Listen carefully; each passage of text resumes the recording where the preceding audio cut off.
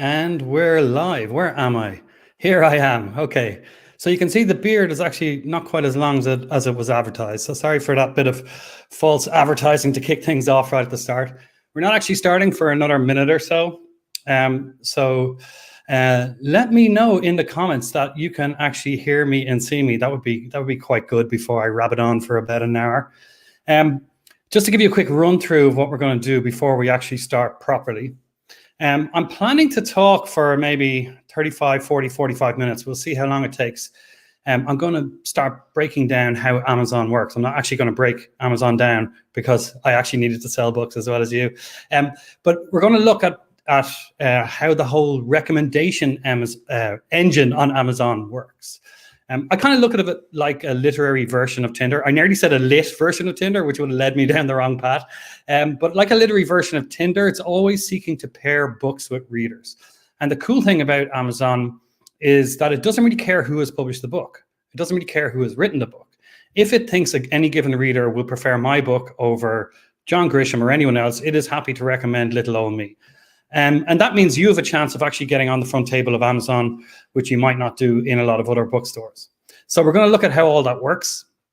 And we're going to look at how Amazon builds connections between books, because lots of websites, even if you go to Domino's Pizza or anything else, use what are called recommender systems, or what I like to call recommendation engines, because I think it sounds cooler.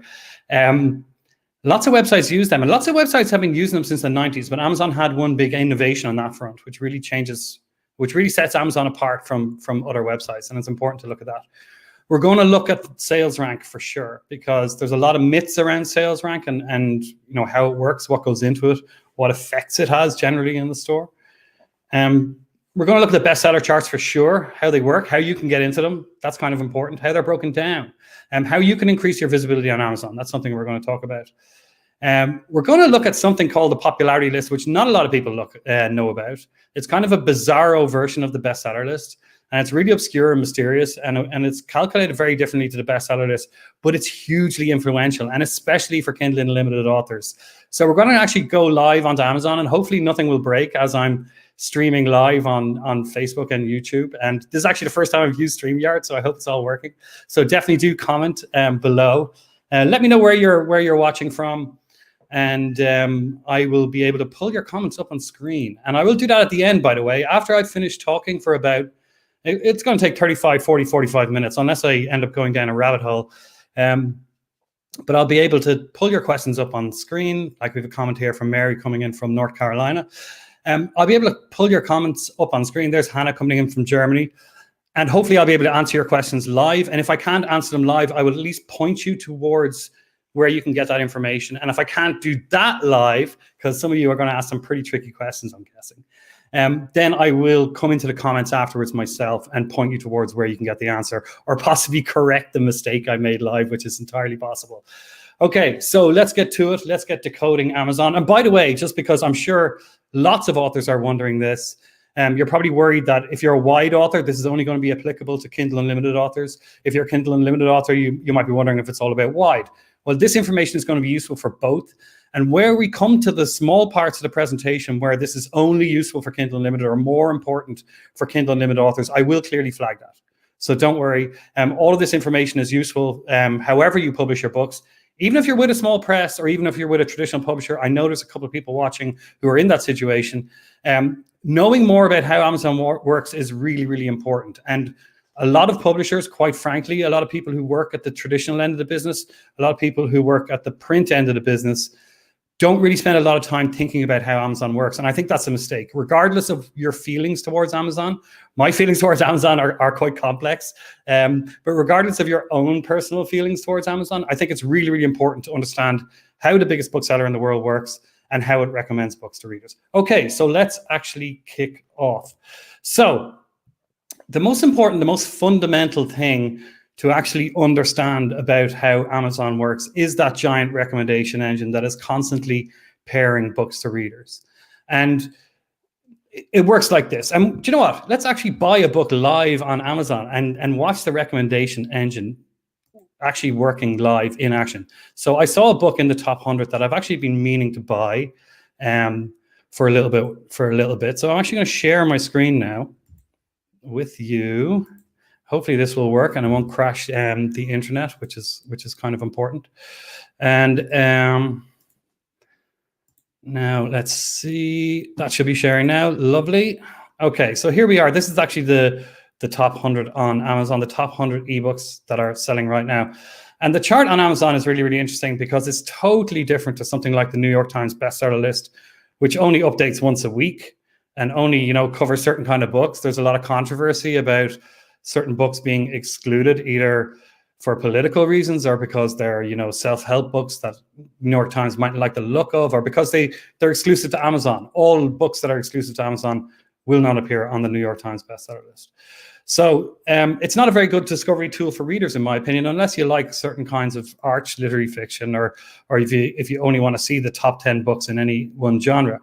Amazon's charts are actually broken down. You'll see a list of categories here on the left-hand side. There's actually over 13,000 categories on Amazon, and each one of those has their own bestseller list. Each one of those has a top 100 for free books, as well as paid books, and for hot new releases as well. So there's actually over 4 million chart positions on Amazon.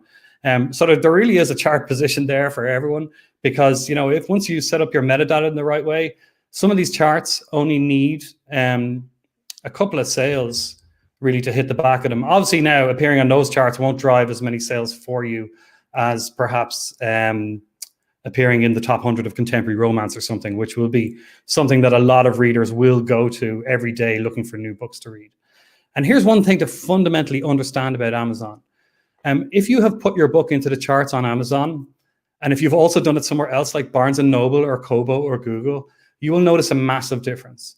It's much easier to hold on to a chart position on Apple or Google or Kobo than it is on Amazon. Amazon has a lot more churn built into the system. And by that, I mean, rank is a lot slippier. It's much harder to hold on to your position in the charts. You tend to get squeezed out of there by other books very, very quickly. And this is totally deliberate. And Amazon doesn't do that to annoy us, by the way. It does that because it wants fresh books in the charts all the time. It knows that lots and lots of readers, especially in these little niches where they're not going to get recommended the books they like. Like if you like lit RPG, for example, I don't think the New York Times has ever reviewed a lit RPG book. I think they only reviewed their first romance book there not so long ago, or hired their first romance reviewer. So yeah, like they have a very limited view of the market, and Amazon obviously has a much broader view. You can just see that by the category selection. Okay, so here's Libby Hawker's book that I've been, Olivia Hawker, One for the Blackbird, One for the Crow. I've been meaning to buy this for a while, so I'm just going to buy it now and just show you the recommendation engine kicking into action straight away. Because some people think, you know, you have to be selling lots of books for Amazon to start recommending things to you. But it's not actually true. All you need to do to get it started is to sell one book. So you can see Amazon straight away has recommended on screen here the audiobook version of One for the Blackbird, which I'm not going to buy because I actually don't listen to audiobooks. Now, if she did not have an audiobook version of that book, what Amazon would do right away is recommend the _1 also bought in that position and try and get me to buy it. And if it was the book 2 in a series, Amazon would make that a really strong push to me to purchase that book. So that's on a very basic level. That's on a very basic level how the recommendation engine works. Now, oh, sorry, I still have Hannah's greeting on the screen. Thank you for whoever pointed that out to me. Let's see if we can get that off. There we go. Okay, so I will be diving more into going into Amazon Live and showing you how it works in a moment. But I first want to talk about sales rank, because that's actually the fundamental building block of how Amazon works. And I will make the screen bigger. I see Ginger asking there to make the share screen bigger, and I will do that in a moment when we get into the really good stuff. Don't worry about that. So sales rank is something that is pretty controversial in the sense that people are always fighting about it. And I actually don't understand why there's so much disagreement about it, because it was figured out a very long time ago. Sales rank is really, really simple. Well, I can simplify it. The actual formula is a little bit complicated, but it's just sales. It's just sales. And Amazon treats one borrow. So if you get a borrow from Kindle Unlimited or from something like Prime Reading, that is also treated as a sale. And one borrow equals one sale. It's really, really easy to measure that. There's a lot of conspiracy theories out there that maybe like one Kindle Unlimited borrow is worth 3 times a sale or something like that. And I'll explain later on how that theory got started and the ways that Amazon does actually boost Kindle Unlimited books and the ways that it works against them sometimes, which is going to shatter a few conspiracy theories, I think. But we'll get to that later. I just want to be very, very clear from the start that sales rank is just a relative measure of sales. So if you're the number 10 book in the Kindle store, that means there's only 9 books on Amazon, 9 ebooks that are selling more than you right now. And it updates every hour. Now, as I said earlier, Amazon values a lot of churn in the charts. It wants fresh books in there all the time. It wants you to work very hard if you're going to hang around and stay in the charts, right? And so what Amazon, the only other factor in there with sales is actually time. And what I mean by that, there's a recency bias actually built into the calculation. So a sale today will be roughly worth half a sale tomorrow. It actually ages out of the calculation a little bit every hour. You will see that, you know, the value of that big sales burst you had, you'll see that degrade a little bit every hour to the point where after 24 hours, a sale is roughly worth about a half. And then after another 24 hours, it's worth half again, and so on until after about, 5, 6, 7 days, that burst of sales that you had is pretty much worth nothing. It's still worth a little bit. That's why if you had a book that ever sold strongly, you'll see that there's a certain point in the Kindle store that it never falls below. Like I have one book that I think it was a standalone that I'd stopped pushing because I wanted to turn it into a free reader magnet. And I saw that it actually fell and it stopped at around 500,000 in the Kindle store, which is pretty low. It means you're not selling very much at all. It means you're only selling like maybe 1 book a month or something. And the reason why it didn't fall any lower, because there's actually 8 million books in the Kindle store, the reason why it didn't fall any lower is because there was a period in the past where that book had sold strongly. So those historical sales were still contributing a tiny bit towards the sales rank. So you have to remember that it's a relative measure as well. And so depending on the time of year, it will take more sales to get into the top 100. So for example, last week, I was just outside the top 100 with a new release. I think I hit number 145 or something. And I actually sold quite a lot of books that day. I think it was just shy of 1,000. I think it was something like 900 sales, which is quite a lot. And that wasn't, sometimes that's enough to get you in the top 100. And then sometimes when the store is busier, especially around times like Christmas, or if there's something big going on like Prime Day or whatever, then it will take a lot more. And at the moment, store volume is up, by the way, because there's a lot of people who are trapped at home or bored or just reading more. There's a lot more people who have joined the ebook market in the last few months because it's more difficult in a lot of places around the world to get to a bookstore. So we have seen the market grow quite a lot. So it is taking more sales to hit ranks on Amazon now. And what I'm going to do, I don't think I put it in the initial show notes, but I will put in the comments a link to a KDP sales rank calculator. There's a really good one on kindlepreneur.com from Dave Chesson. And that's a pretty reliable, I find. If you put in any rank of any book, it will tell you roughly how many it's selling on Amazon on that day. But the main takeaway here in terms of sales rank is that it's just sales plus time. Borrows aren't worth any more than sales. They're just treated as a sale. There's nothing else going into the mix. Some people think like traffic to your books page affects your sales rank. And I think Amazon have actually said that officially somewhere. I think it's somewhere in the help pages. But you can measure this. It simply doesn't happen. And it doesn't make any sense anyway, because it'd be so easy for a scammer to game that and just send loads of fake traffic to their website and just get to number 1. So there's no way Amazon would leave a hole that gaping and obvious. So maybe that's something they had way back in the past and they had to close that hole in the fence when scammers abuse it. That's easily possible. Amazon also say vague things around reviews, like reviews help you get visible in the store or bring you to attention to readers or something. And you have to be very careful reading too much into that. And because then it becomes a situation where authors start to think that reviews actually trigger some kind of recommendations from Amazon. And we'll actually go through what will actually trigger those in a moment. But there's one myth going around that reviews count towards sales rank, for example, and that you can easily verify that's not the case. It's just sales. And by the way, nothing magical happens when you hit like 50 reviews. That's a really common myth, and I think it was actually coined by someone who was selling reviews. I don't mean in an illegitimate way. They had a review service of some sort where they were pairing authors with readers who wanted books to review, but they had a incentive, shall we say, of putting about this idea that something magical happens when you hit 50 reviews or 25 or 100 or whatever else. So I can tell you right now that is not the case. And the only way that reviews really play into the system in this kind of automatic algorithmic sense is that Amazon will actually look at total review count when it's considering books to publish for its own imprints. In case you're unaware, Amazon has its own imprints, like Lake Union, which does historical fiction and women's fiction. It has 47 North, which does science fiction and fantasy. It has Thomas and Mercer, which does thrillers and crime and mysteries, and Montlake doing romance. One of the metrics they use to try and find authors they wish to publish or make an offer to publish are reviews. And I think they also use that metric when deciding whether to pick a book for a Kindle daily deal or a Kindle monthly deal or a sweet Prime reading slot or something like that.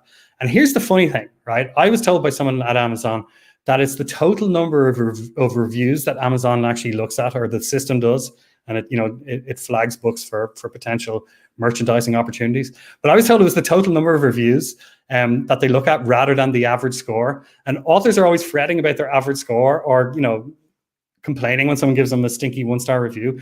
But you should actually be thanking them, because it is getting you one step closer to getting picked for a promo on Amazon. So remember that next time you get a 1-star review, that you should actually celebrate it.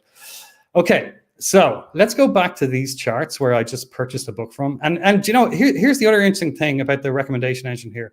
Not only will Amazon use the opportunity to recommend a book on screen immediately after you purchase a book, and of course, all of these are recommendations down here based on what I'm browsing, what I'm buying, what I'm reading, and what Amazon thinks I like. Amazon will actually recommend another book related to this purchase. Within 2 weeks, it will recommend the number one also bought if I haven't already bought it. Oh, sorry, I haven't shared my screen there. Let's try doing that.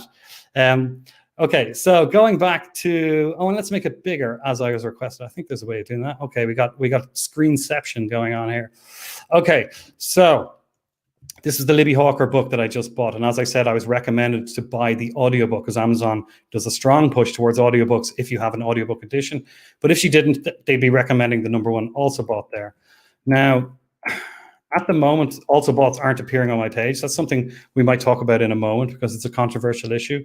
But you will be familiar with the concept, I'm sure. It's this strip of books here where Amazon typically says something like, customers who bought this also bought that. And this is more than just a little curiosity. It's actually pretty central to recommendation engine. I think authors have started to understand that over the last couple of years. And they started to get a bit freaked out when Amazon starts doing what they're doing now, which is more items to explore, which is something a bit different. But here's the thing. What also boughts are important for is what they represent. And it doesn't actually matter if they disappear from your page. I will still get recommended that number one also bought, which we might see somewhere down the bottom of the page. So here's the actual also boughts, right? And this is what's usually up top. Now, this is another one of Olivia Hawker's books, The Ragged Edge of Night. I guarantee you within 2 weeks, Amazon would recommend me that book if I haven't actually purchased it already, because I actually own that book already. So they'll probably recommend me Catherine Ryan Hyde's book here. And they might stick in another couple in the email as well, if I don't already own them. So that's how the recommendation will kick into gear. No matter what your sales level is, Amazon will start doing that. And you have to remember that Amazon makes millions of book recommendations every single day, both on the website and by email. And we'll look at a few more of those triggers. But what will actually increase the chances, or increase the number of recommendation emails that are going out for your books, increase the number of spots around the site where you are being recommended and where you also be discoverable to readers, is making sure that your metadata is actually in a good position, that it's optimized and that it's healthy. And this is actually really, really important. It's things like categories and things like keywords.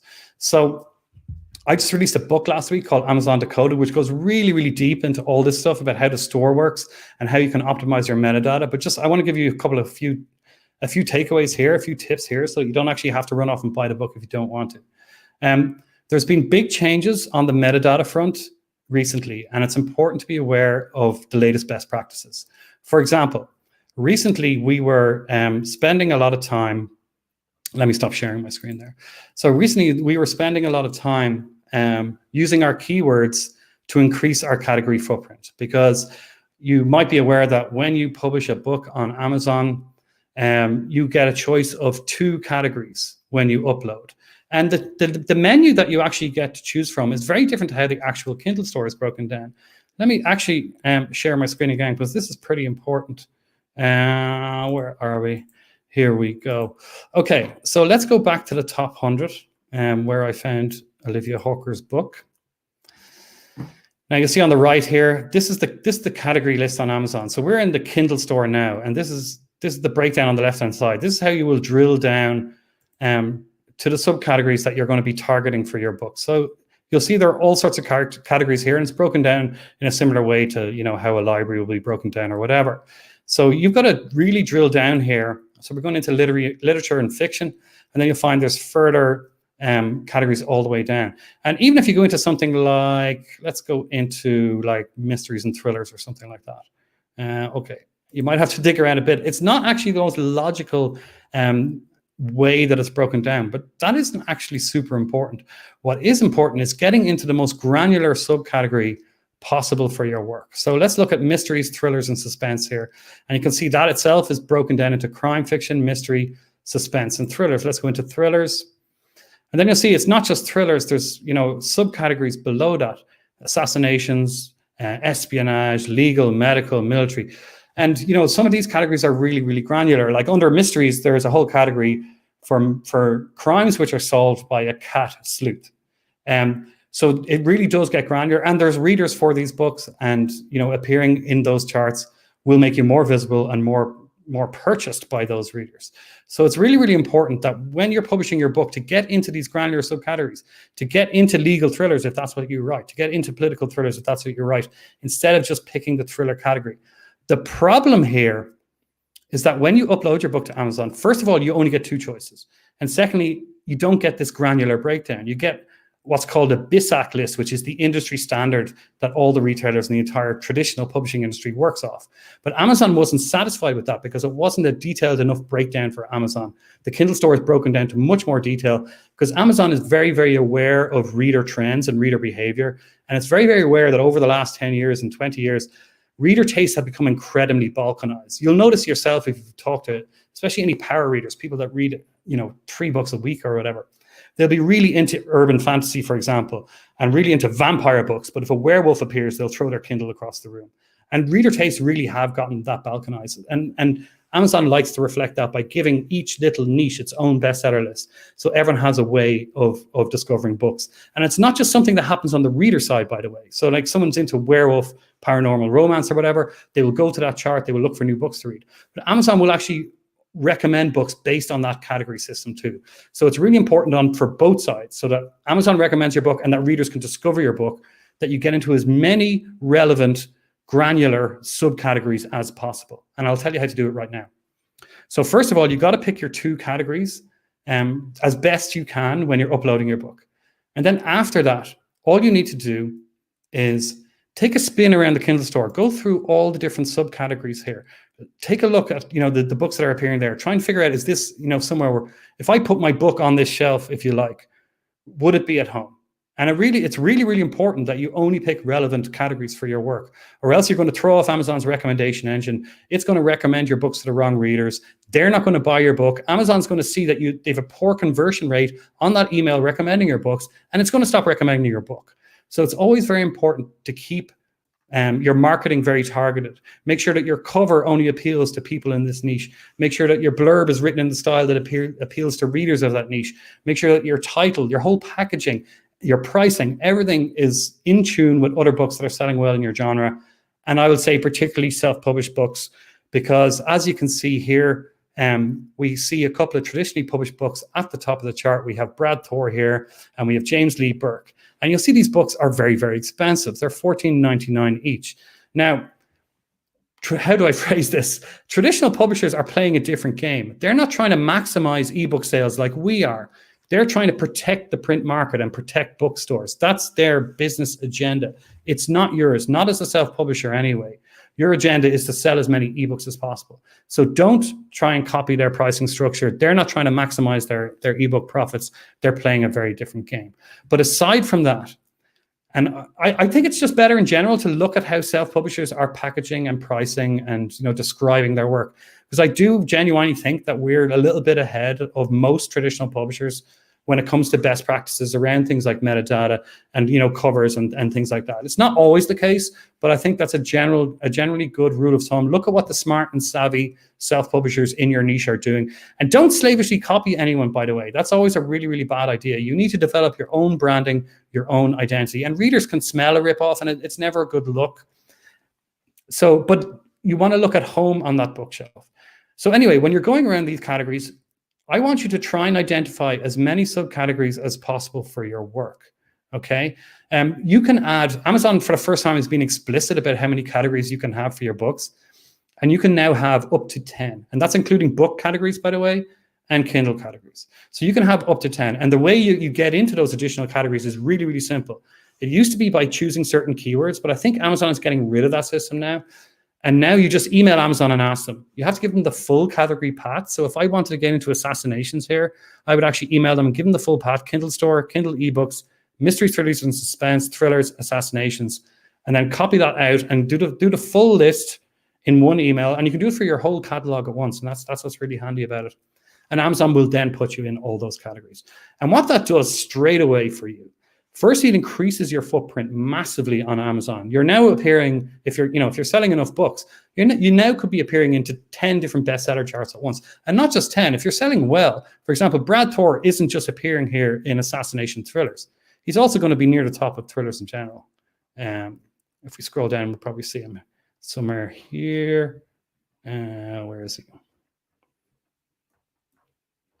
There he is. So he's appearing in the thriller chart as well. So you actually qualify for all the parent charts above your subcategory. So that's why there's no cost whatsoever to drilling down and picking a granular subcategory. So you'll appear on, you're eligible for all the ones above it as well. So make sure you do that. Now, you don't necessarily need to have 10 subcategories.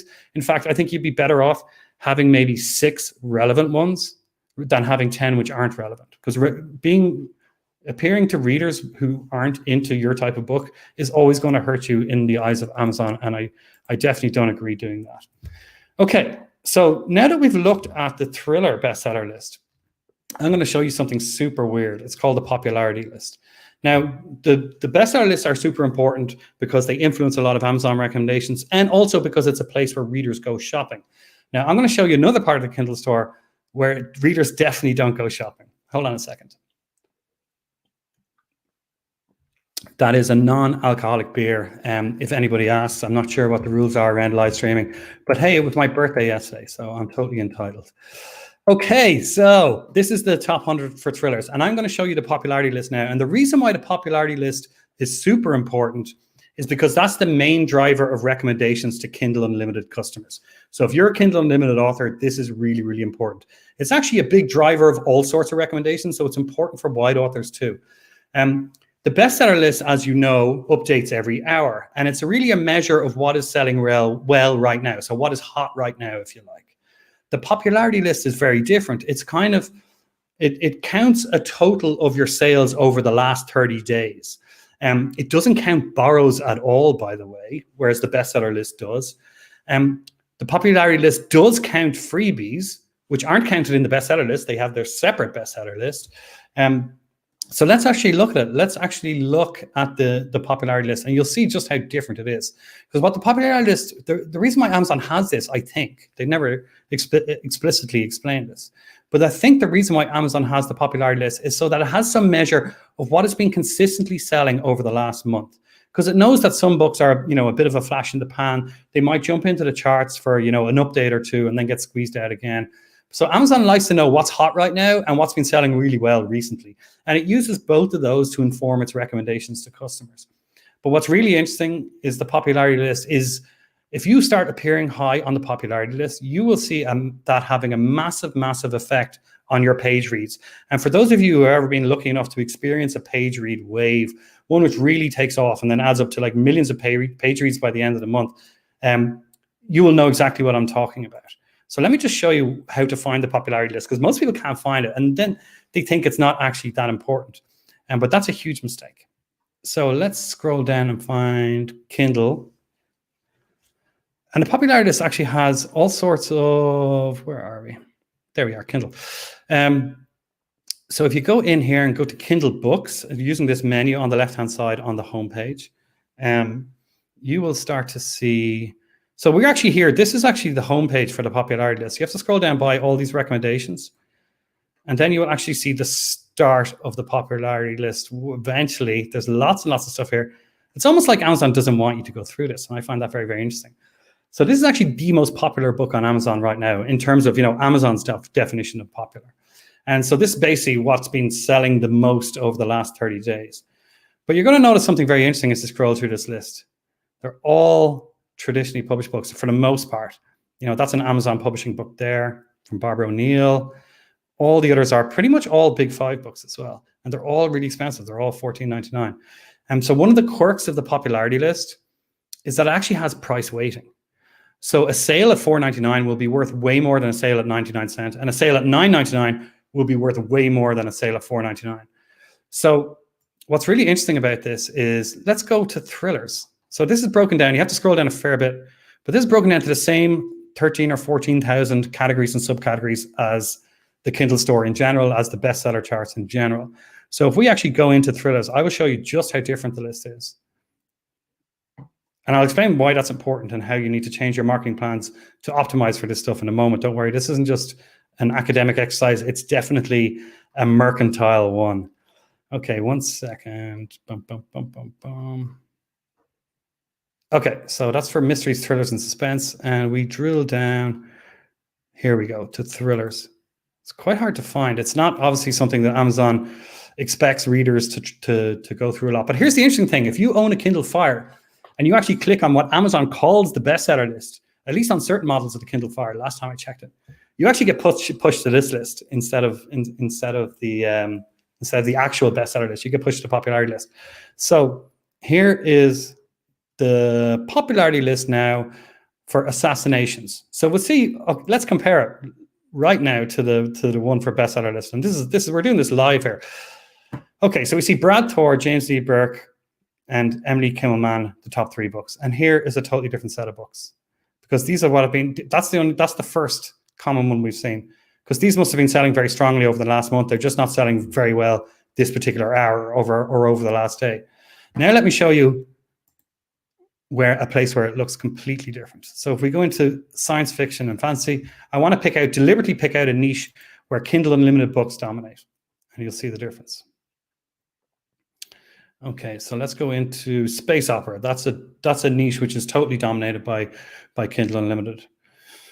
Okay, so there's a Kindle Unlimited book. There's 3 more. You'll see, there's lots. Usually on any given day, you'll see like 85-90% of the top 100 in space opera will be Kindle Unlimited books. So it's a genre where a lot of readers of that niche are subscribers to Kindle Unlimited. So those authors will tend to dominate, obviously. Now let's do the same on the popularity list.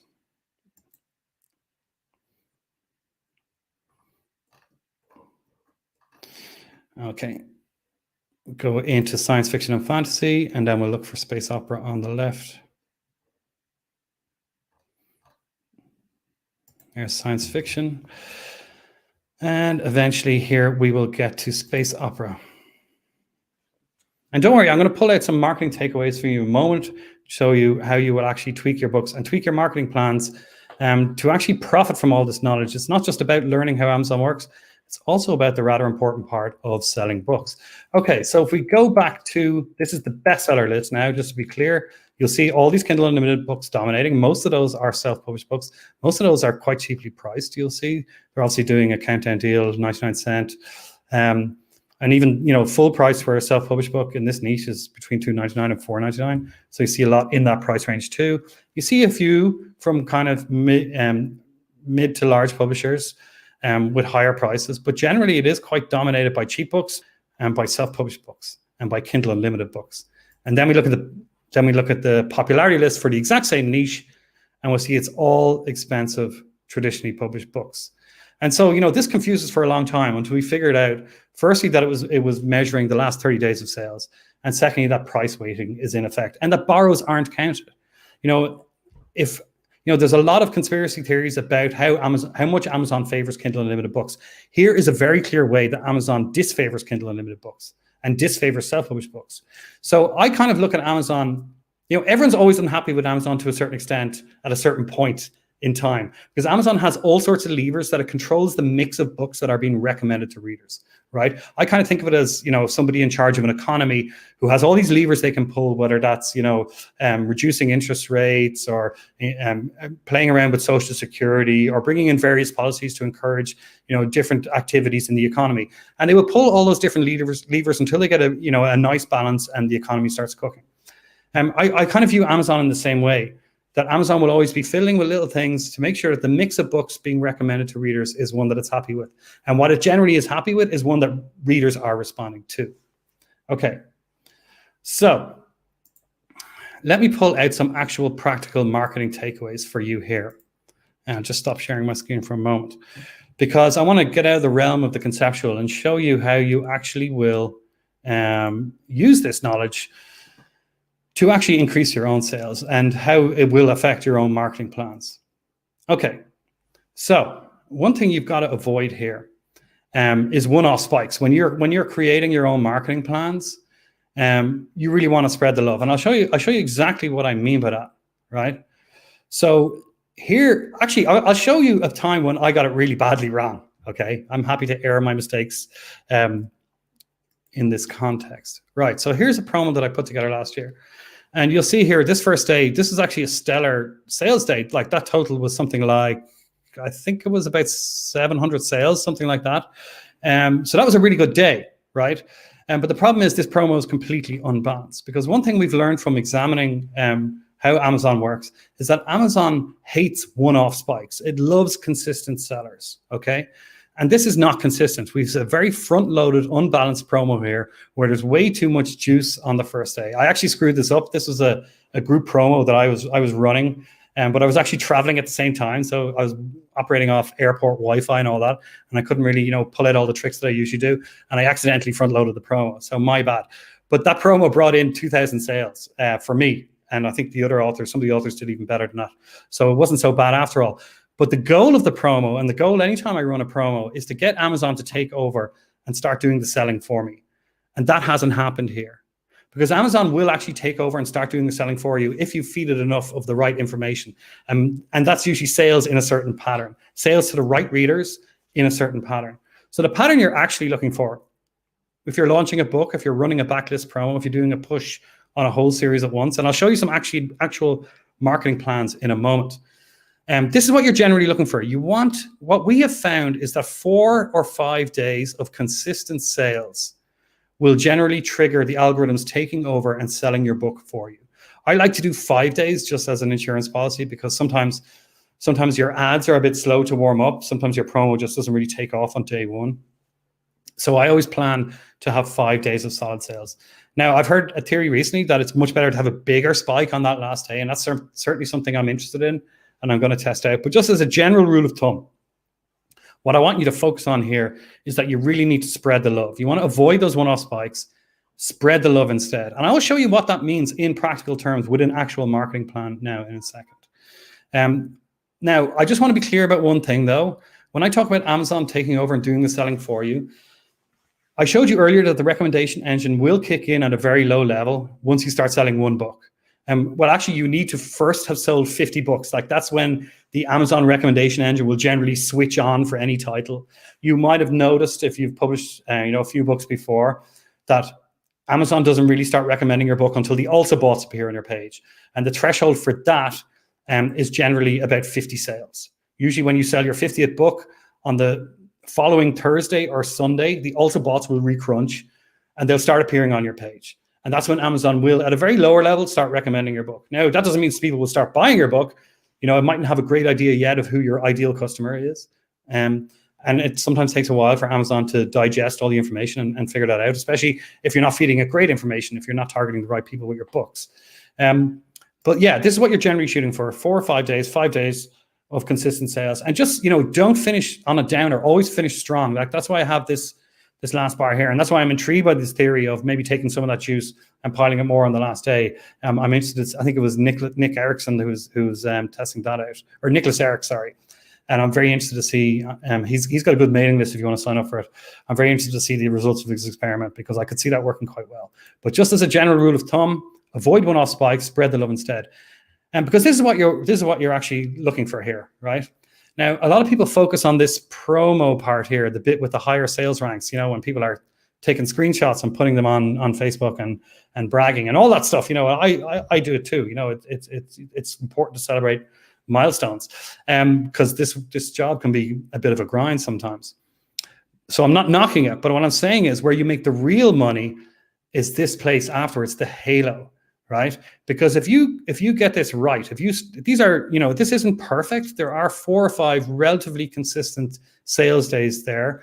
So generally speaking, Amazon will take over and start selling the book for you to a certain extent. Now, this is often misunderstood, where people think Amazon will take over and keep you at 147 in the Kindle store for a few weeks. I wish, right? That only happens really, really rarely.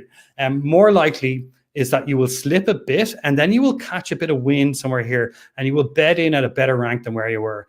This is an actual sales graph from a promotion I did. I can't remember, but I think the book was quite low down. It was, it might have been down at 80,000 or something, and then I ran the promo, and then it bedded in here. I think that was around 10, 11,000, something like that.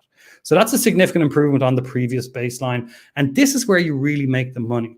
And if you catch a good win and you get 5 really strong, consistent days, sometimes you can bet in at a really high rank. Sometimes you can sit there, you could sit there at 1,000 or 2,000 in the rankings, and you can sit there for weeks, sometimes for months, and that's when you really, really make the money. It's after the promotion. You can make money during the promotion too, of course, and I always aim to do that. But really, what I'm aiming to do is have Amazon ultimately take over and start recommending my book for me, because they're rather good at selling books, as you can imagine. So let me show you what it actually looks like in a marketing plan, how you would actually break it down day by day. Okay, so let's say I was launching a book too. This is the way I would kind of organize it to spread the love. So what we have here is, sorry, that shouldn't read discount on that book too. That should read $4.99 new release. And the book 1 is a $4.99 list price as well in this imaginary plan here. And it's just being discounted during launch week to 99 cents. And this is a really simple plan here. This doesn't involve any Facebook ads or BookBub ads or Amazon ads or anything really that complicated. This is something that anybody can do, even with a small budget. Nothing here is that expensive. Like an ad on ENT is something like $50 or $60. Fussy Librarian is like, I don't know, 25 or something like that. Book Barbarian, tiny bit more. It's not a lot of money. So this will be within reach for a lot of people. But the point is here, not to unbalance your promo, not to have too many big ads going out on day one. Like, I think there's always a temptation, the first day you launch a book, the first day you're running a sale, to really hit it hard. You think like you have to pull it out of the ranking swamp. And often we can hit it too hard, and then we have an unbalanced promo, and then Amazon doesn't take over and start selling our book for us. But if you are a little bit more disciplined, if you plan a little bit more, this is called promo stacking. And what I have here is I have 4 different sites to advertise that 99-cent deal, and going out one day after the other. And then on the 5th day, I might post it on my Facebook page and get a few sales from that. And then for the book 2, I'm actually using different tools to push the book 2. And this is important because, these sites like ENT and Fussy Librarian and BookBub and all those other ones, and even if you're advertising on Facebook and stuff like that, generally those are readers who are new to you. And generally those readers will be coming in on book 1 of your series. So these are the best tools for the job, and that will be pushing the book 1. The book 2 is a little bit different. That's more for existing readers. So what's really pushing things there for me, you can see I've got my mailing list, but rather crucially, I've split it out over 3 days. Like I just launched a book last week, and my mailing list is getting to a decent size now. So I actually split that out over 5 different sends.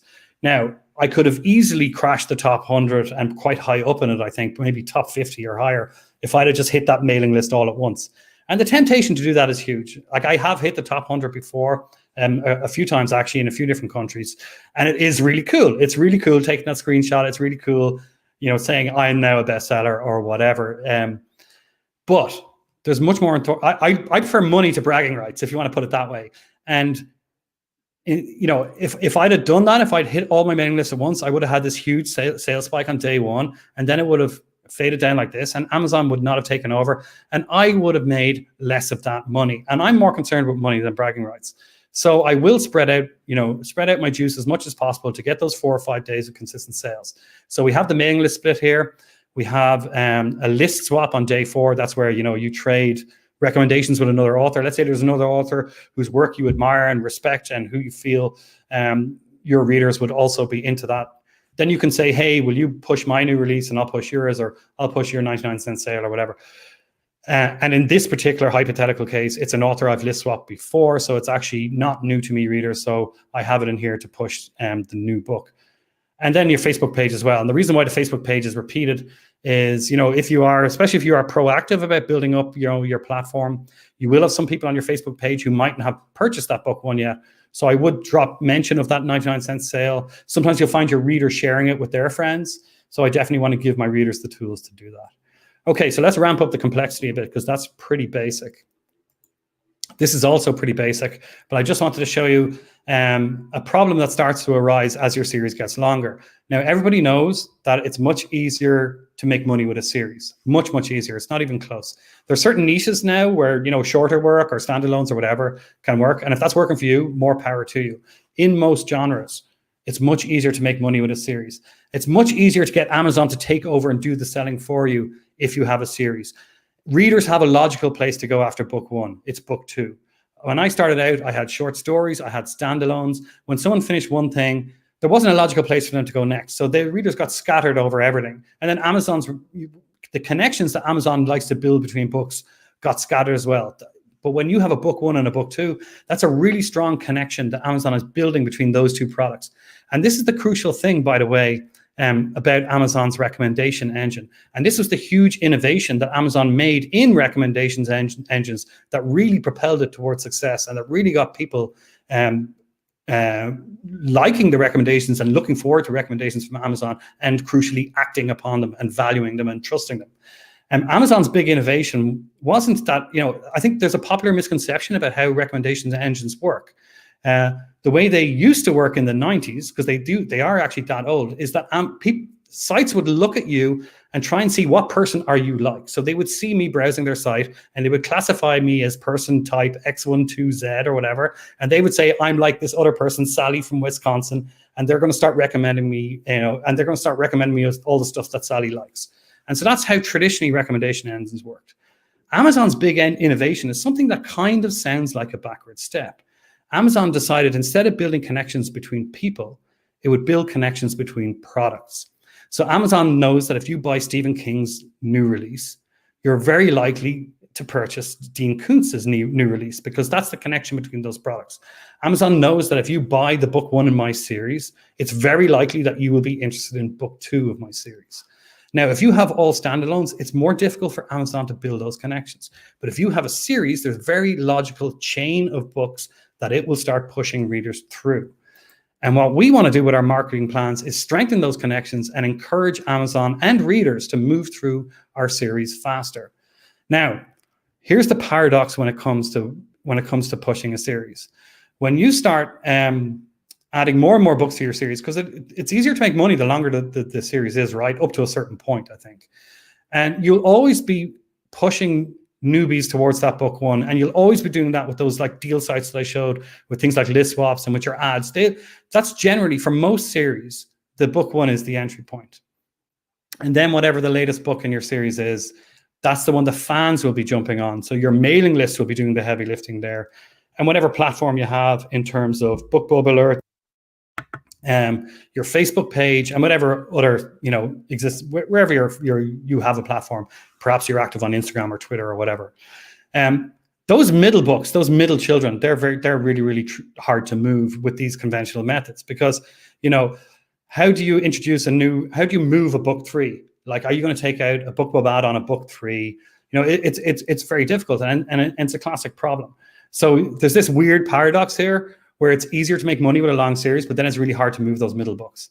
There is a solution, and one that works with Amazon and with the algorithms instead of against them. I'm just going to show you a couple more things, and then I'm going to start taking questions. Okay, so this is my most lucrative tactic over the last couple of years. I have all sorts of ways of pushing a series, an entire series at once. And actually, I'll come back to that slide in a minute. Let me just show you something totally crazy. This is a plan for like a 5-book series, and you'll see there's all sorts of things going on here. I have all sorts of tools that I use to move every single book in the series at the same time. I'm running discounts across the series at the same time. I'm doing all sorts of things here. I'm using deal sites. I'm using Facebook image ads. I'm using carousel ads, series page ads. And the idea is to get everything selling consistently over 5 days, all books in the series at the same time. And when you do that, that really starts to turbocharge the Amazon recommendation engine and really start pushing your whole series at once and funneling readers through it with great efficiency. Now, like, I'll just give you an example. We're going to get a bit meta here. This is sale I'm actually running at the moment. So, if you're watching this live, I think these deals will be active until the end of Saturday or the end of Sunday. If you're watching a replay, you might have missed that already. I am sorry. But this is the kind of series page ad. So I think this is one I was either running on Facebook or BookBub, I can't remember. And I will actually link to the series page directly on Amazon because I find that works really, really well. And if you want to explore that tactic more, that fourth book there, Amazon Decoded, I go into those a lot. And I think I go into it a lot in BookBub Ads Expert as well towards the end, showing you actually the mechanics of running those ads on BookBub.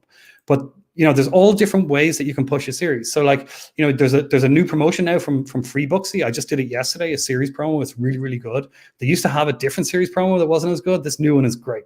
If you're doing swaps with another author, give them the link to your series page instead of the individual books. That makes it much easier for them and it's much more effective for you. Same with your own mailing list, but you can run all sorts of series page ads and there's all sorts of ways of pushing an entire series at once.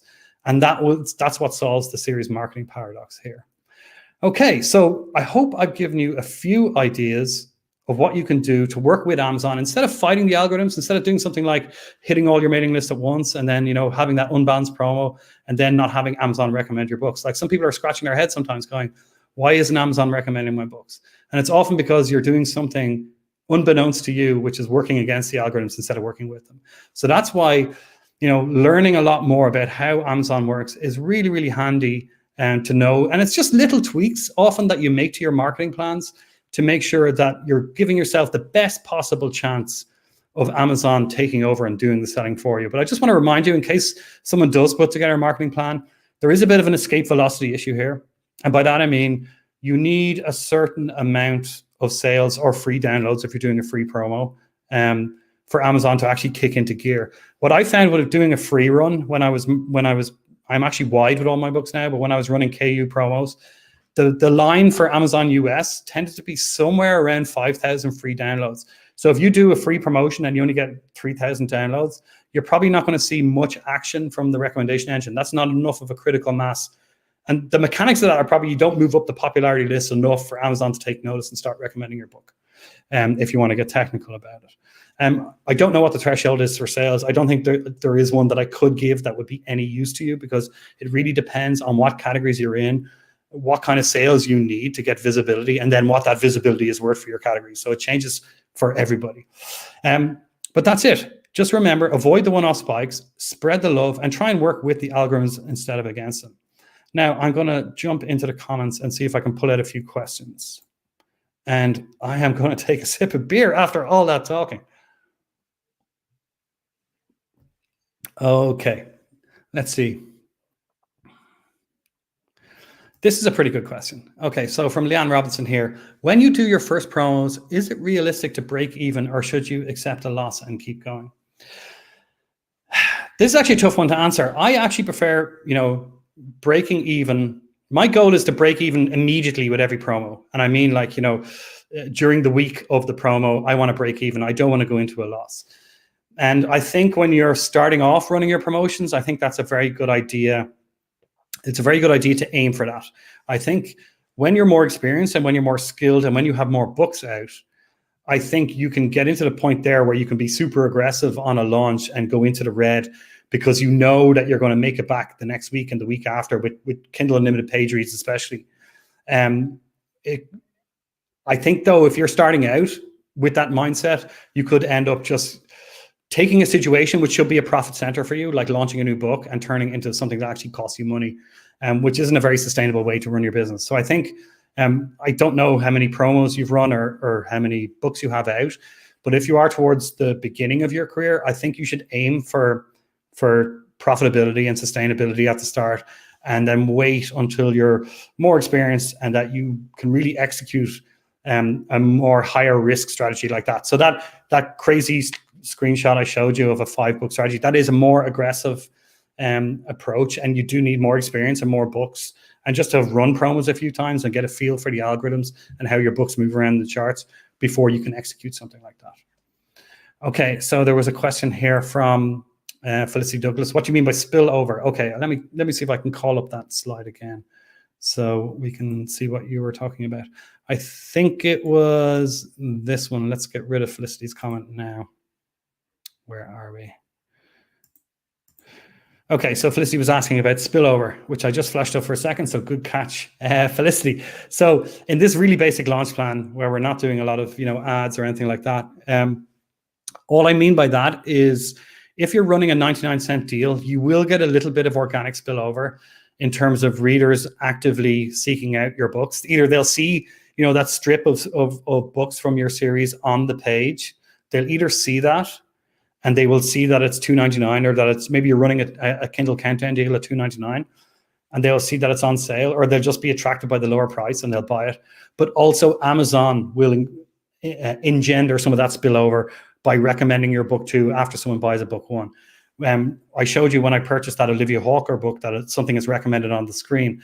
Well, if there's a book 2 in the series and the series metadata is all entered correctly and all that, Amazon will say next in series, and they will put that book up on the screen. And if it's a countdown deal, so it has that red slashy through it, Amazon will highlight that. So you will get quite a bit of spillover just naturally. And you will see less of it. Like if you were doing 99-cent for book 1 and $4.99 for book 2, you will see less of that spillover because that's just too big a step up. And I always like to make those steps in price. That's why it's structured like this, so they're not too big. So that will encourage more of that organic spillover, and that will mean when Amazon does recommend the book immediately on page, you'll get more of a take up on it. I often like to pair like a free book 1 with a 99-cent book 2, by the way, because that will really give you a lot of spillover. Whereas if you go from free to $2.99, you'll see less of it, and if you go from free to $4.99 on that book 2, you'll see very little. Okay. All right, let's see. We can get a few more questions. We're officially supposed to end in 4 minutes, but I am happy to stick around and answer a few more questions if you don't mind me going over time. Okay, let's see where those comments are. Okay, no, this is a pretty good question from Scooter McBeard. What would you recommend for launching your first book to take advantage? It's hard to spread the love when you've only got one book. Would it be advantageous to wait until you can get a book 2 available for pre-order? Okay, so there's a few things going on there. Firstly, what should you do if you only have one book to push? I actually don't recommend doing very much at all. And some people aren't going to like that answer, but I think you are better off. And I actually have a whole course that I put together for newer authors who are taking their first steps at marketing called Starting From Zero. And it's totally free, by the way. It's 100% free. And in that course, because I'm dealing with people who are more at an early stage in their publishing journey, if you like, I knew this question would come up, so I spent a bit of time dealing with it. And after I put together the presentation, I was like, is this a bit of a bait and switch? Am I selling people short here by telling them what they should really do is keep their powder dry and wait until either they have a pre-order up or they have a book 2 out, or even better, a book 3 out? And so I put the question out on Twitter, and I'm followed by a fair few authors, and I just wanted to see, have I missed a trick here? Am I selling them short? And literally everybody replied to me saying, don't do anything or don't do much. Wait until you've got 3 books out and then really push. And I think that's really important because marketing these days is pretty complicated and it's getting more expensive. And it's hard to make a profit when you just have one book to sell. It's hard to make a profit when you're selling standalones. What you really need to make a profit especially when it comes to advertising, especially when it comes to bigger marketing plans where you really want to move the needle and get into those charts and start stringing together some significant sales, you really need a series. So I always think that I never like to do nothing. I always like to give a book a little bit of a push. And especially, I guess this would depend when that book 2 is coming out. If it's coming out soon, just wait. It's okay. I don't mind if I'm not selling that well in the few weeks leading up to a launch. I'm fine with that because I would rather keep all my money and my time and my energy and really go crazy when that launch happens and really try and push things into the charts and get Amazon to take over and start pushing my book at a higher level. That's the way I prefer to market my books. I think other authors are more about always on advertising. That's not really the model that I like. But just to answer something else in your question there about pre-orders, here's something interesting. We were looking at the popularity list earlier. Now, everyone has all sorts of theories about how Amazon will suppress certain books or will favor certain books. And they always think that Amazon's messing around with the charts or messing around with sales rank. They almost never touch the charts or sales rank because that's what people are watching all the time.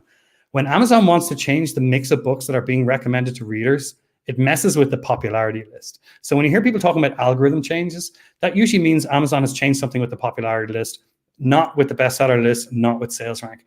And here's where it's relevant to Scooter's question.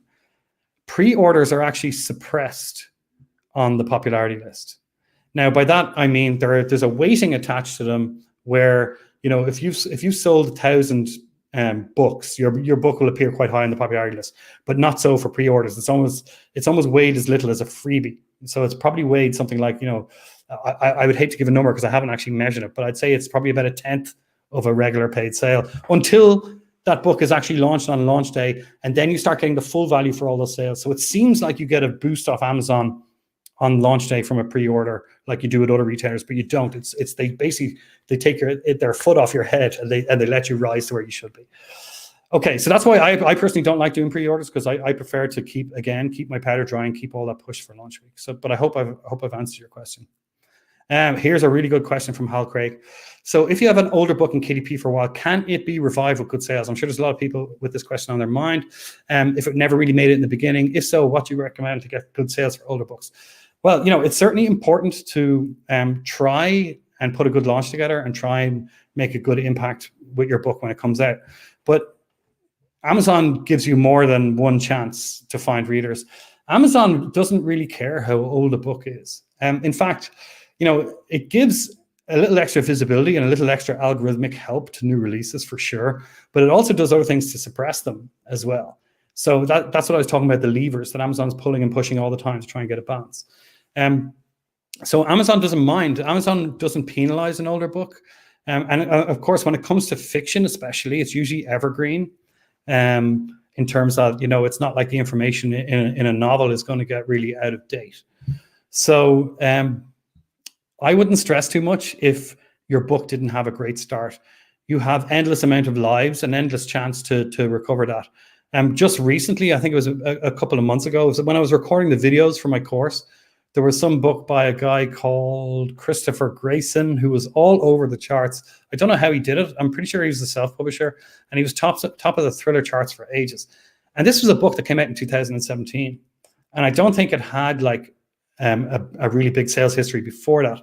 I think this was the moment that it released the peak of its sales history, if you like. And that was a book that was 3 years old. Often you will see sometimes a book will get featured in BookBub and it'll get thrown right up to the top of the charts. And even something like from the 60s or 70s, and that can go on a run depending on how readers react to it. We've seen recently, because of stuff in the news or whatever, we've seen books like from Margaret Atwood, and we've seen books like 1984 start selling really well again. So there's no way that the system penalizes against older books, if that's what you're asking. You always have a chance to right the ship and get sales going on any particular book. So my advice wouldn't change for a new book as for an older book. If you want actual specifics, I just put a post on my blog today called How to Sell Books in 2020. And it's an absolute monster. It's like 5,000 words long. And it goes through the landscape today. So like how the pandemic and everything is affecting the publishing business and the decisions that I've made to change my marketing based on that. And I really have made quite a few changes because of that. And it also goes through then all my recommended resources on Facebook ads, on BookBub ads, Amazon ads. And then if you want to skip the world of ads, on content marketing, on email marketing, on reader targeting, all sorts of topics. It's a massive list of resources. It's totally free. You'll find it on the homepage of my site, davidgaughran.com. And actually, if you go to marketingwithastory.com, that'll redirect you to it as well. I'll put links to all that in the comments as well. Okay, so I hope that answers your question, Craig, or at least gives you somewhere that you can go. Here's a very good question from Virginia. I focus a lot on a book series. Is any of this applicable to nonfiction? Well, yes. Here's the thing. There is, a few different things that are different about marketing fiction versus nonfiction. And I actually write both. So I have a lot of experience marketing both. And if there's a way that you can put your nonfiction in a series, I would strongly recommend it, because Amazon and readers just love a series. It's a very simple way for Amazon to know which book to recommend next. And it's a very simple way for you to start generating sales. There's so many more marketing tricks that you can do with a series as opposed to standalone books. So sometimes it's a little bit tricky with something like nonfiction or even some genres of fiction to kind of think about, how could I structure this as a series? You might be thinking about it a little bit too literally. If you go to any of the nonfiction niches on Amazon, have a look around the Kindle store. You will see all sorts of different niches where they're starting to present books as a series now. And often the theme, the thread running through all these books is just that it's by the same author and it takes the same approach. Every author has their own style, every author has their own voice, whether it's fiction or nonfiction. So if it's something that you can realistically package as a series, if you have 5 or 6 different books, and there's a way that you can actually present them as a series that makes sense, I would recommend exploring that. But aside from that, what you need to do with nonfiction, you need to look at the world of content marketing in particular. Like for my nonfiction, that's much more important than advertising. I've actually worked in the world of digital advertising since 2004, 2005. So I'm very comfortable with ads. And I have a lot of experience in running them specifically for books as well. But when it comes to nonfiction, ads just don't work as well for that kind of book. And it's much more important to get into things like email marketing, super important, content marketing, super important. So again, if you go to that blog post that I mentioned a moment ago on my homepage, there's loads of resources there to get into the world of content marketing and email marketing. Content marketing isn't as important for fiction authors. There are aspects of it that are worth exploring, but email marketing is important for everybody. Okay, so I'm going to take a couple more questions. Let's have a look here. Okay, we answered that. Okay, here's a question here. Is it true you shouldn't start a paid ad campaign with Amazon or Facebook until at least you have at least 25 reviews? No, I wouldn't worry about that at all. Reviews are important in the sense that they provide a bit of social proof, right? If you see a book that has got a lot of reviews and they're overwhelmingly positive, then that's going to help you make your purchasing decision in a positive way. If you see a book has no reviews or has a lot of terrible reviews, then you're going to be less inclined to purchase that book. Obviously, I'm stating the obvious here. But reviews aren't that important. I think authors place too much importance on them. You can see every month, Amazon does this thing called Kindle First, I think it's called, where they give out books from Amazon Publishing that they're about to publish. They make them free to people who are members of Prime, right? They can pick one of the 4 books, and these are books that aren't even released yet. They're out the following month. So it usually gets a huge uptake. And because Amazon counts those as borrows, even though they're really free downloads, it counts them as a sale for sales rank. So they usually jump to the top of the charts. Not all of those books are ready for prime time. And sometimes you see a book, maybe it's marketed to the wrong audience. Maybe it's a very cerebral sci-fi book and they market it to readers who are more into, I don't know, Starship Troopers kind of stuff. And it just gets slaughtered. You can see it's got like a couple of hundred reviews and a 1-star or 2-star average, which is pretty brutal. And it doesn't stop it selling, So I think reviews are only important for people who are on the fence. We kind of think of readers as this amorphous blob, but they all react differently to our marketing messages. They all react differently to our price tag and to our book cover. Yourself. Put yourself in the shoes of a reader. When you get an email from BookBub, or when you get a recommendation from Amazon or from a friend, or you see a book cover float up on Twitter or Facebook or whatever, sometimes you just see the cover and you're like, auto buy. You're clicking it so fast that you're almost breaking your mouse. Sometimes you get a really strong recommendation from a critic you respect or a friend with similar taste, and you're just like, I don't know if I like the sound of that. And then you go and look at Amazon, you're kind of scooting around the page, and you're like looking at the price, and it's $4.99, and you're like, maybe. And then you look at the reviews, and you're kind of looking for something to push you one way or the other, to push you towards a purchase or to repel you, right? I think a lot of readers act that way when they look at a book. And that's when reviews are really, really important. But I don't think they're so important outside of that. So I personally wouldn't worry about that too much. Now, I do think it's a very good idea to have reviews in place on launch day before you get all these eyeballs on your book, before you run your ads, or before you send your mailing list. So I think it's good to have what's called an advanced reader team or a street team or whatever you want to call it. I usually keep these small and manageable. Some authors have giant ones. I just couldn't be dealing with that. So I usually send out, I don't always do it. Sometimes I don't have time or whatever. But I will pick 20 readers and I will give them an advanced copy of the book. And I will just ask them to try and get a review up on launch day or as close to it as possible. Now, you have to be very careful here. There's a lot of rules and ethical considerations here around this. And it's very important that you only ask them for an honest review. You're not allowed to ask for a 5-star review or try and influence the review. You're not allowed to bribe them in any way. Like, even if you say, hey, review my book and I'll give you the next book for free, that is not allowed. The only thing you're allowed to give reviewers is a free copy of the book they are reviewing. And that's it. And that's perfectly permitted. So I do recommend doing that. It's nice to have a bunch of reviews going up there on launch day when you get all this traffic coming in on your book. It does help, but don't overblow the importance. Like, I wouldn't cancel my Facebook campaign just because, like, I launched a book last week and it only has 9 reviews or something, because I think I forgot to put in the link in the end matter asking for reviews. I didn't do a push to my audience. I felt like I was already asking them for too much stuff over the last couple of weeks that I didn't really push hard for reviews. And also I was pretty confident that I was going to end up getting good reviews anyway, or that people I was sending to the page had already made their purchasing decision, if you like. So I wasn't sweating it that much. So yeah, I just wouldn't worry about it. I didn't change any of my plans because I didn't have a lot of reviews on that particular book. Okay, so here's a good question from Jim Starr. Is there any reason not to release book 1 by itself compared to holding it until you can quickly follow up with book 2 and book 3, even if getting them out will take another 6 months or more? Okay, so this is a really good question. I'm going to answer this in a couple of ways. This is a strategy that you might have heard people calling rapid release. And this is where authors will, because they understand the importance of momentum, so they will write a couple of books and they won't release them. They will sit on them until book 3 is ready or almost ready, and then they release them out very quickly, one after the other, bam, bam, bam. Sometimes the way it's usually done is, 1 month after the other, they release book 1, book 2, book 3, because they know that you get a lot of extra visibility on Amazon in those first 30 days. For example, Amazon has a whole chart called the Hot New Releases, which only features pre-orders and books that are less than 30 days old in every single category. And a lot of readers use these to look and see what books are new in the niches they read in.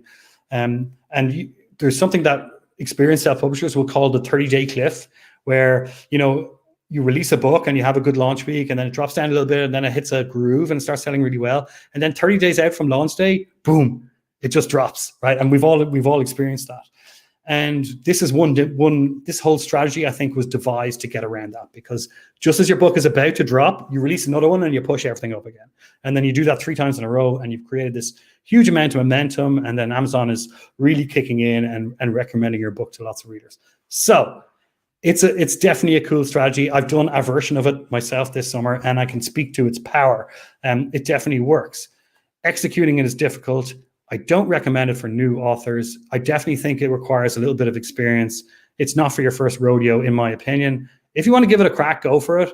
It also takes a lot of discipline. It's so hard, especially when you're starting out, to sit on a book that you've written, because you just desperately want to get it out there, especially at the start when you don't have any of that validation that you get later on, hopefully from reviews and from sales and from getting nice emails from your readers. Yeah, it's difficult for newbies to execute. If you feel confident about doing it, give it a shot. But I think you're better off just learning the ropes slowly, getting book 1 out, getting a feel for everything, making a few of your mistakes before you have a lot of people looking at your books page, or before you're spending a lot of money to send people to your books page. Like, especially for my first few books, it took me a while to get my reviews nailed down, to get my presentation nailed down, to get my branding sorted out. All that stuff is a process. There's a lot of stuff for an indie author to learn, especially in 2020. And there's a real danger of overwhelm if you try and do it all at once. So I personally wouldn't recommend adopting that strategy until you're more experienced. Okay, I'm starting to lose my voice, so I'm going to take maybe 1 or 2 more questions.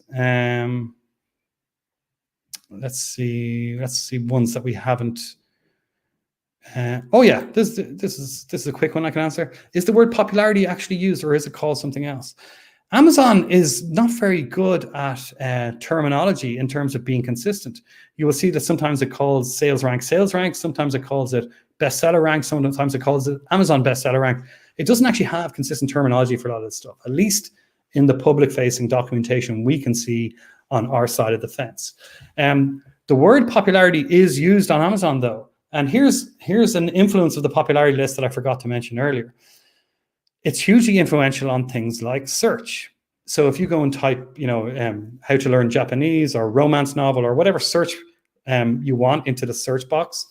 The big influencer, just to simplify things really, I go into this in more detail in Amazon Decoded, but the big influencer on whether your book has a chance of appearing there is what keywords you've chosen for your book, obviously, but the order is not based on sales rank. And a lot of people make that mistake, that the books are ordered based on sales rank.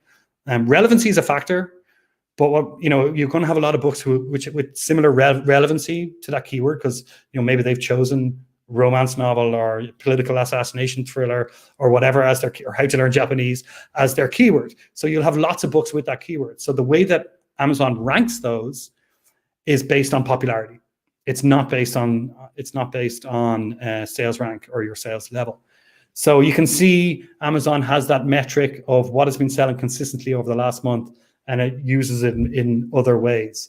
Another way, for example, is if you've ever been picked for a Kindle monthly deal by Amazon, those big promotions where it's kind of like a Kindle daily deal, except it runs for a month, and sometimes there's 1,000 books in it, or sometimes a few hundred, and it doesn't generate anything like the same sales as a Kindle daily deal. The order, as far as I can tell, it's hard to figure this out. As far as I can tell, the order of those books is based on popularity. So when you're in a Kindle monthly deal, let's say you're in one of these things where Amazon's putting your book down to $1.99 for the month, you can improve your position. Like, let's say you start off on page 5 or something where no one is going to see your book, and it's not really going to do anything for you. And so being in that promotion might actually cost you money because you're selling your book for less, or your price is lower, and you're not getting any extra juice from that. Try running, this would be a great time to maybe test your Facebook ads, test your BookBub ads, test any marketing things you want to try. And you will actually see your book. And it doesn't happen as quickly as moving up the charts and the bestseller list, but you will see if you start generating sales, you will actually improve your position on those Kindle monthly deal pages. And some people even try running a little promotion just beforehand so that they start in a good position. And that's an interesting strategy. I haven't actually tried myself yet because I don't get those Kindle monthly deals anymore because I'm not in Kindle Unlimited, and Amazon definitely favors exclusive books for that kind of promotion. Okay, so let's see if I can take one more question. Let's go back to some of the early ones I might have missed. Just there is someone asking there about categories, and someone said that heard that it's 10 categories for ebook and 10 for paperback. That's not what I was told by Amazon, but I've actually been told a couple of different things by Amazon recently. This is a new policy, so I'm not sure if all the best practices and advice has filtered down in a consistent way to all the frontline staff. What I was told is they allow a maximum of 10, including book categories and Kindle categories. But if you search, there is a tool. I'll put a link to it in the comments. There is a tool where you can put in any ASIN number and see what category somebody is in, including your own books. And you will see that if you check on one of mine, I think there's 12 or 13 categories on it. It's a very soft limit. You seem to be able to put it, if you're emailing Amazon and asking them to put you in this category and that category, they don't check how many you're in already sometimes. But I don't recommend going over 10, because I think there's a chance that Amazon could at some point proactively go in and strip some of your categories out. And you definitely don't want that happening on your key target category. I see someone else in the comments is confirming that it is 10 for a print book and 10 for ebook. I was literally told by Author Central like 2 or 3 days ago that it was 10 for total, but they could be totally wrong. I wouldn't be surprised if the people saying 10 for each is correct. This appears to be a pretty fluid situation. You can try it yourself. You will see that you will be able to add more than 10 Kindle categories to your book, regardless of the book categories. So maybe they're still, like, Amazon likes to split test a lot of things. Maybe they're just testing the thresholds on that, or maybe the systems are still being implemented. That's one to watch for sure. Confirmation there from Mary Morrison that you got 50 reviews. It felt like a milestone, even if it doesn't help. Yes, and it is important. I definitely don't want to rain on anyone's parade. Like, it is really important to celebrate any milestones. This is a tough business, like, it's the best job in the world in one sense. We get to just create worlds, and we get paid money for it. And when you wake up in the morning and you open your email account and you get an email from a reader who tells you that they love your book, you're floating on a cloud all day. And It really is wonderful, but it's also a grind. It's also really tough. Like I find writing a book really, really hard. And I've done it quite a few times now. It's not getting any easier. I really wish it would. So, it is tough, and learning all this marketing stuff is tough. And, it's a real emotional roller coaster a lot of the time. Like, I always feel really empty after I release a book. Like, no matter how good a job I've done with the book or the launch or whatever, it's just because you've got so much emotionally invested in it, and you put so much effort into making it as good as you can, that it doesn't matter what happens next. It's always going to feel like, not like an anticlimax. I can't really explain it. I think there's just a lot of emotions going on when you're writing something and then when you're launching something. So, definitely celebrate whatever milestone you want, because it's a tough business. Okay. Well, I think we're going to leave it at that. Thank you very much, everyone, for patiently going through my rambles on how Amazon works. If you check the description on both Facebook and YouTube, you will see a whole list of resources, and I'm going to add to that. I'm going to put more in the comments too, that will point you towards all sorts of different things that you can use to increase your book sales and to put together marketing plans that actually work with Amazon instead of against them. I am running a sale right now on all my writer books, except for the new one. Let me just show you those again. So my free guide, my self-publishing, this is brand new, by the way. This is the 4th edition, which only came out about 6 weeks ago, I think. That's fully up to date, totally rewritten, and it's completely free, and it's free on all retailers. I'm running a sale right now on these 2 books here. Strangers to Superfans is $2.99. It's usually $4.99. BookBub Ads Expert, that's $1 off now as well. I think, both of those deals are definitely available for the next few days. I can't remember if it ends on Saturday night or Sunday night. So grab them now if you're interested. This is the new one. This is what's most relevant to what we were talking about today, Amazon Decoded. And the cool thing about it is, not only do you get 75,000 words breaking down every aspect of the Kindle Store in much more detail and much less rambling, I promise you. You also get all sorts of marketing plans. Like, I just flashed up a couple on screen, but I go through multiple options that you can use, all sorts of tactics, so you can vary your approach with each launch and with each backlist promotion that you put together. And then on top of that, the book comes bundled with a massive set of bonus resources. They're all housed on a private part of my site. You get the link inside the book. It's repeated several times throughout. And there's all sorts of video guides, how-tos, and breaking down those kind of launch plans in more detail, going through screenshots of things like launches and popularity lists. It's a really cool value add, I think. So you're getting a lot for that $4.99. And that's it. Thank you very much. It's been a lot of fun. I am going to go and have a drink of water now. See you guys later.